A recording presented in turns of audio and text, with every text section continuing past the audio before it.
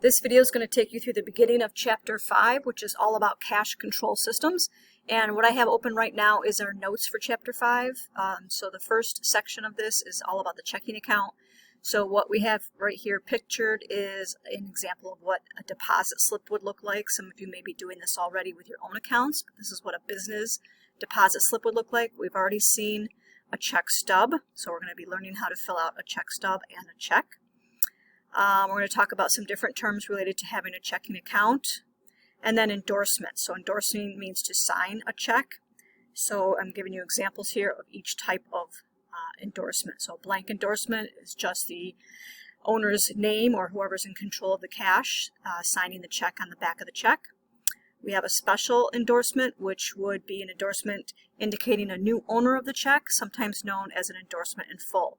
So at the top would say pay to the order of, and then the person you're handing this over to, and then the signature of the owner.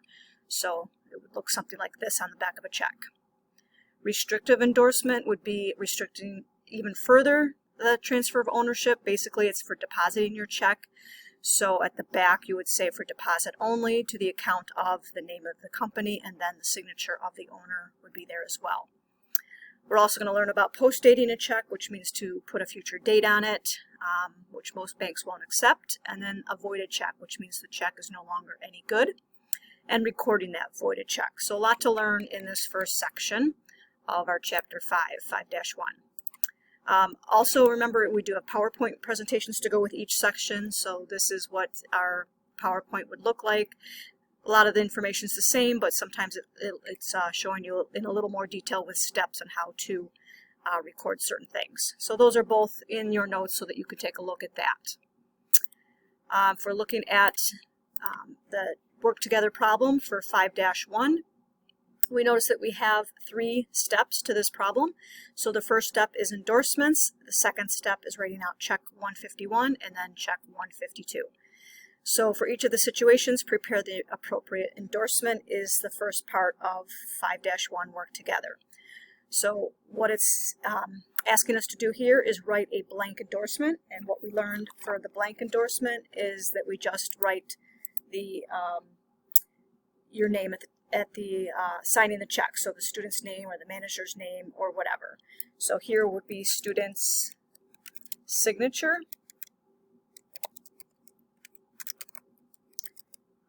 For that first blank endorsement. The second one is to write a special endorsement to transfer the check to Clara Juan.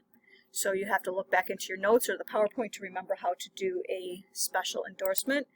But we would basically be saying pay to the order of on the first line. The middle line would be the name of the person that we're transferring that to. So Clara, spell her name right, Juan, and then student signature would go under that. And again, that would be the manager or the owner of the company, whoever is in charge of signing the checks. So that's what the special endorsement looks like. The third one is to write a restrictive endorsement to deposit a check to the account of Grantsburg Accounting. So for here, we're going to be on the top line for deposit only.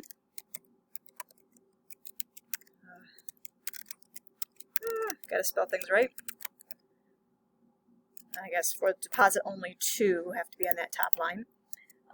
The account of, the name of the company right here that they just said.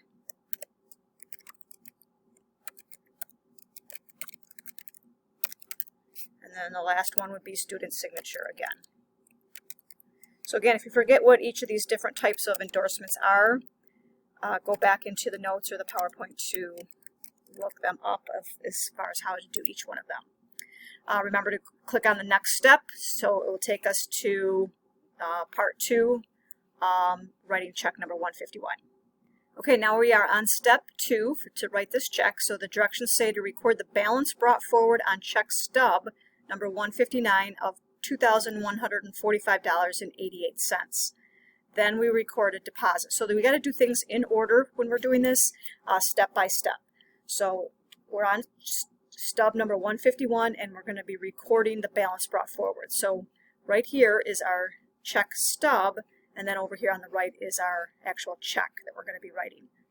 So we're going to record that balance brought forward where it says it right here for that amount that they gave us, which was $2,145.88. And just be real careful now that we're working with dollars and cents to make sure everything is accurate. So we did that. Now we're going to record a deposit of $316 made on June 30th of the current year on check stub number 151. So we're going to record a deposit that we're going to go to the bank that we already deposited with a deposit slip. So right here we have to write the date, and this is going to be in the numerical, so 6/30 would be June 30th, and the amount would go here in the amount column of $316. And so this is basically our current balance that we brought forward from the previous check, and then we deposited $316. So when it says here subtotal, we have to add those two numbers together. So $2145.88 plus the $316. We're going to get a new balance of $2461.88. So now we're ready to write the check. So right here is where we left off. Prepare check number 151 to A1 Computers for repairs, $148. Use June 30th as the date. Enter student's signature in the cell where you would sign the check. So we always get in the habit of writing the check stub first and then the check. So we start right from the top. So we have some of this information is going to go in more than one spot. So the amount of the check goes up here, $148. We're writing that check for. In this top portion, we're going to spell out the month. So June 30th is the date. We are writing this to A1 Computers. It tells us right here in the directions. And what are we writing it for? For repairs. Okay, so we put the $148 there. We also, down here, we didn't have any other activity, so we're going to leave that blank. So we have the subtotal carried down one more time, $2461.88. We just carried it down from above here. And now amount this check is the $148. So we had $2461.88. We wrote a check, so that means money is coming out of our account, so we got to subtract. So this number minus the $148, and the new balance will now be $2,313.88. Now I like to get in the habit of whatever's the one carried. If you were looking at the other check, this is the amount you would carry on to the next stub where it says balance brought forward, whatever you left off here. But we're only doing step by step here. So now we got to write the check out. So now we go back to the check and we're writing the amount again. So June 30th, we write out the month over here.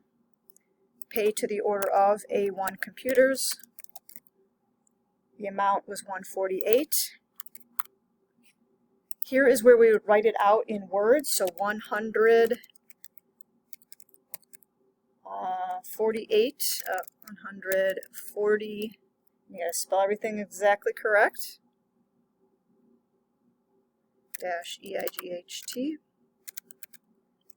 And no /100. So 0 over 100, 0 cents.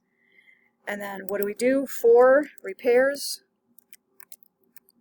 And student signature where you would normally sign the check. Every little thing matters, so this apostrophe S matters and so forth. So that is the first check. Make sure you have everything done accurately. Go on to this step 3, which is the check 152, and then we'll check your answer. See if you can fill that check number 3 out on your own. Okay, moving along to the third step, check 152, record the balance brought forward on check stub 152 as $2313.88, and then prepare check 152 to Southwest Supplies for supplies for $62. Use June 30th as the date, and don't forget to use student signature where you'd sign the check. So again, over here, we fill out the check stub first, so you should have had the amount up here, the date written out in words. The 2 is for Southwest Supply, you're buying supplies. The balance brought forward was from the previous check 151, but they gave it to us right here in the instructions anyway.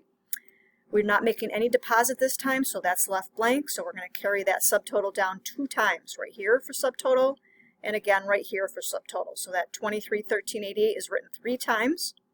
Amount is check 62. Subtract it from the previous balance to get $22.5188, and then fill out your check. So over here we have the date written out in words, to Southwest Supply for $62, and for supplies and the student's signature here. So that should conclude our work together 5-1. You can go ahead and do the on your own problem, which would be very similar to this one.